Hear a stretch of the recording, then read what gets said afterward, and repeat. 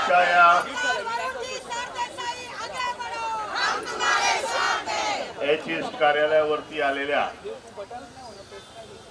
पाण्यासाठी जो काय आक्रोश मोर्चा हंडा मोर्चा आपण आयोजित केलाय त्यासाठी इथे उपस्थित असलेले वांद्रे पूर्व विधानसभेचे आमदार वरुण सरदेसाई, आपल्या विभागाचे विभाग संघटका रजनीताई मेस्त्री, माझे सर्व सहकारी आणि गेले कित्येक दिवस पाण्यासाठी ज्यांची तडफड चालू आहे असे H20 मधले शिवसैनिक, नागरिक बंधू आणि भगिनींनो,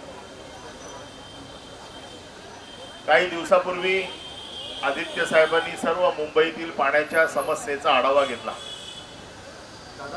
आणि आम्ही गेले कित्येक दिवस या प्रशासनाकडे ह्या पाण्याच्या संदर्भातली मागणी करत आहोत.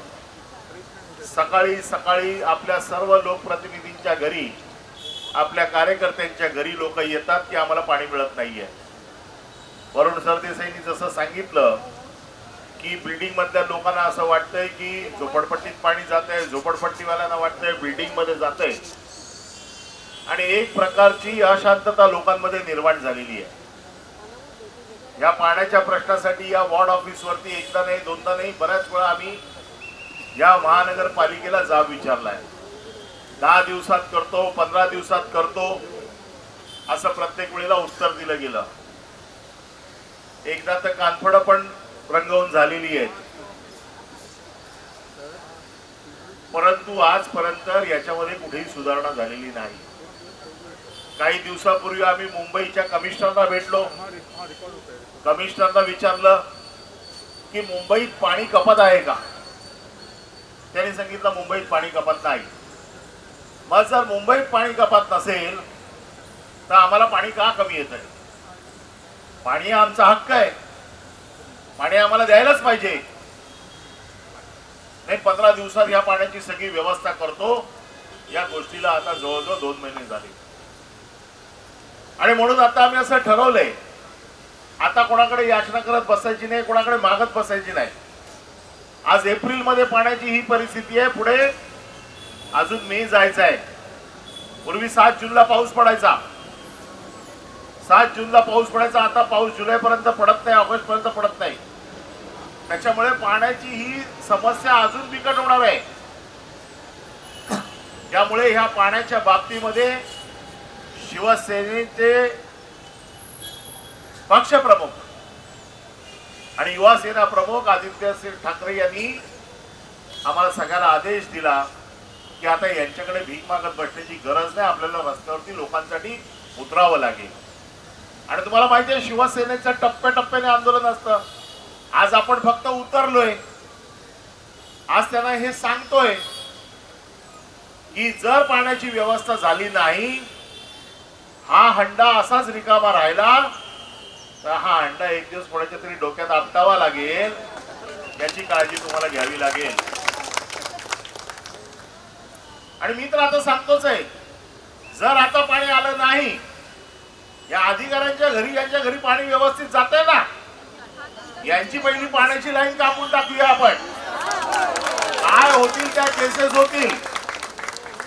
आणि पोलिसांना तर मी पहिलं सांगतोय, अरे युद्ध असल्यासारखे तुम्ही आमच्या भोवती इथे घेराव घालून बसलेले काय अतिरेकी आलेत का इकडे?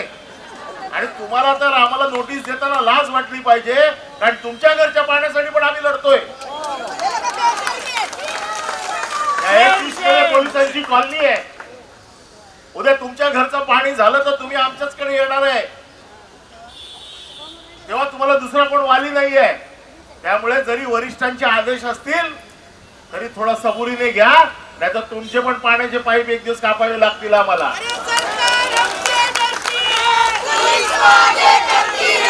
मी कालपासून पोलिसांशी बोलतोय. मी म्हटलं 2 दिवस शिवसैनिकांना अटक होते, काय खून केले काय आम्ही? कोणाचे गळे दाबले काय आम्ही? काय चोर आहोत का आम्ही की आम्हाला नोटिसेस देऊन अटक करायला? काय करतोय? लोकांच्या पाण्यासाठी रस्त्यावर उतरलोय ना. खरं म्हणजे तुम्ही आम्हाला मदत करायला पाहिजे या गोष्टीसाठी, तर तुम्ही आम्हाला नोटिसेस देताय, घाबरवताय. अहो अशा नोटिसांना घाबरून घाबरून आम्ही इथपर्यंत नाही आलोय. हा प्रत्येक शिवसैनिक लोकांसाठी लढायला तयार आहे. उद्या वेळ पडली तर जेलमध्ये पण जायला तयार आहे.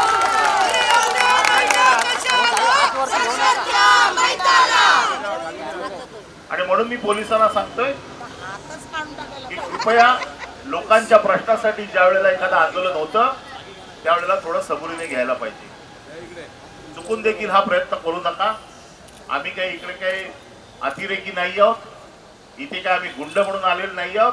एक राजकीय पक्षाचे कार्यकर्ते म्हणून तुमचा आणि आमचा दोघांचा प्रश्न सोडवायला आलेलो आहोत.